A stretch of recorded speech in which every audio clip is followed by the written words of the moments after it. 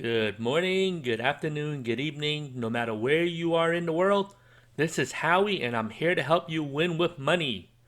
Hey, today I got something really interesting for you. I'm going to show you how to do some calculations, and I want to show you a real example of how we compute the return on investment for a particular options trade that I normally do. So stay tuned. Don't forget, if you want to tip me, and if you're using the Brave browser, BAT, you can tip me using some of your BAT that you get from surfing the web. I would greatly appreciate that. Also, I do run a Facebook page. Facebook Solving Chaos is where you can find me. Or if you like to do Facebook groups, come and join me in Investing 102. This group, you can definitely level up your thinking. There's other investors in here. You can ask questions, you can learn, and we will try to challenge your conventional thinking. There is no right and wrong. I think one of the things that we have learned is sometimes level 101 thinking works just fine for 99% of the people. If you want to add or make your strategy a little bit more complex, that's where you up it to the next level. And that's the concept behind this forum here. So on to today's lesson. Why do we have to figure out how to calculate ROI? One is I want to show you how to do it because there is some confusion. And then I want to show you something even more sneakier because I still think the common way of doing it is still wrong. So let me show you what I mean. So for those of you who know, I did a options trade yesterday, right here, options trade on ROKU. I collected a 30 cents credit. So I'm going to show you what that means in a spreadsheet and how to compute ROI for this particular trade. First thing I'm going to do is open a spreadsheet to show you this, and we're going to record all the information over here into a spreadsheet. This was a call credit spread. You can see I collected a net credit. 30 cents is the premium received. You multiply that by 100 shares. That's the formula. And what's the risk? The risk is the difference between the short leg and the long leg. So that's a $10 risk, which is times 100, it's $1,000. So how do you calculate what the profit is? If the option expire worthless, it's the full value of the premium. So that's the profit. So that's the risk. If you close it at, let's say, 10 cents for the premium, it will look like this, and here's what that looks like. I want to plug in the maybe some of the values here. So let me show you how you do this. ROI is the return on investment. So let's start by changing the formula. It's J free divided by K free. So there you go. So that's the first step. It's already formatted, so I don't need to do anything else.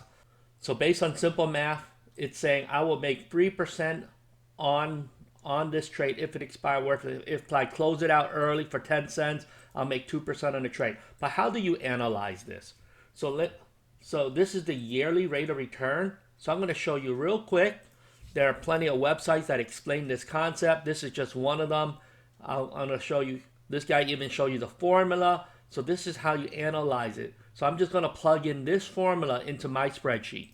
So let me show you that real quick. Because I already have the answer here, you can do it a little bit different. I'm going to just use it for my spreadsheet. And this is the formula here. So what does this tell you right away? This tells you how much money I am making.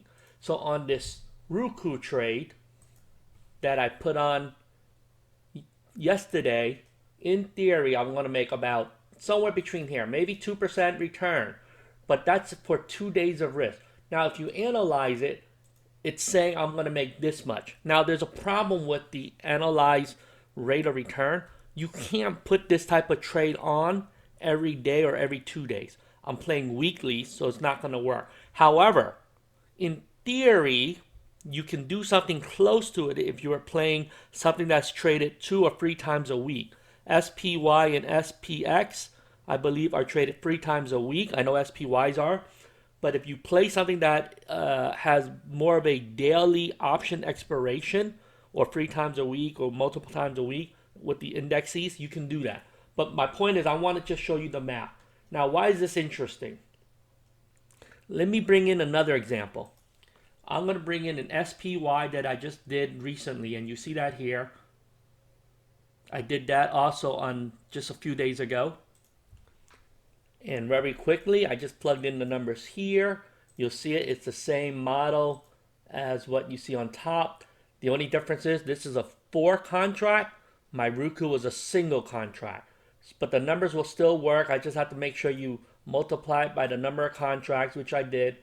I make sure the risk is appropriate. And look at the ROI. Now let's do the same thing here. You copy this formula, and I think the formula should match. There you go. I want to double check everything, make sure it's the right cell. Okay, so let's talk about what this means. When you open these type of iron condor here, you don't hold these for 1 or 2 days. I'm playing this for maybe anywhere from 20 days or 25 days. You hardly ever go past 25 days. It's generally shorter. Sometimes you hold it for 10, 15, whatever it is. But I use a number in here just to show you what it looks like. And when you close it, this is actually a more reasonable close. And sometimes you close it at 70 cents, about half. But let me just show you what the numbers are if you close this at 70%. I mean, not 70, but 70 cents. So I just have to change that. This one is not dynamic. I should have made it dynamic. But you see the numbers. You make a 4% ROI on this particular trade. And again, that looks low because you're dividing it by how much money you're collecting. And then, but to be honest, you got to then divide it by how many days you're in this trade. And you see this, these numbers are really not that bad. Because something like this, you can definitely take your profit and then open a new trade. So this is doable. Now I wanted to show you something else. So that's the first thing. 90% of us will use these numbers and say, that's how it works. And most of us do it, and we just assume that that ROI calculation is correct.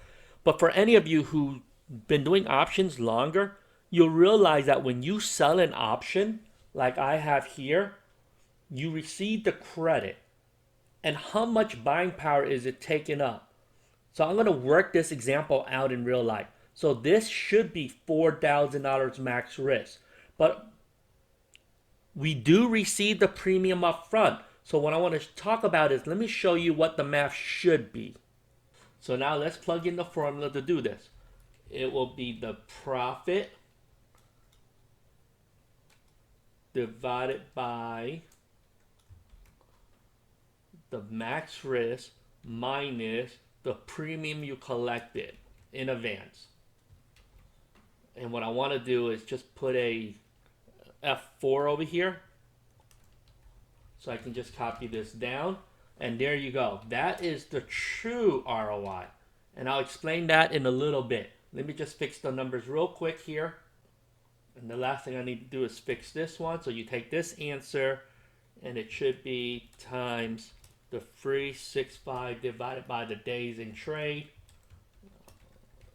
And if I do this right, I want to make sure this looks right. Okay, I did it. And these numbers should be a little bit higher. So let's go over the ROKU one first. So why is this true? A true ROI is because this $1,000 is, while that is the true max risk, if you receive the 30 bucks in premium, how much buying power did it take out of your account up front on the day you put on the trade? And the answer is 970, because your broker company will now take 970 of your money. $30 is the new premium you collected, and so now the broker is holding $1,000 of your money, but 30 bucks came from another stranger that you did the trade with. So if you do the true ROI, that's what this means. It's the max risk minus the value of the premium you collected. And when you do the math, of course, it's going to be slightly higher than the way we normally look at it. But I do think this way is actually more accurate. Now, if you still don't agree, comment below, let me know why. But let me try to explain it one more time. If you sell an options premium, you receive the premium up front. While that is not profit, consider that a loan. So here I go explaining it and visualizing the different way.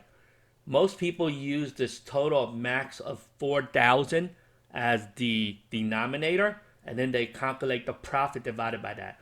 But what I'm saying is you need to remove the premium out of it and how much buying power your broker actually took away from your cash account, which is this number.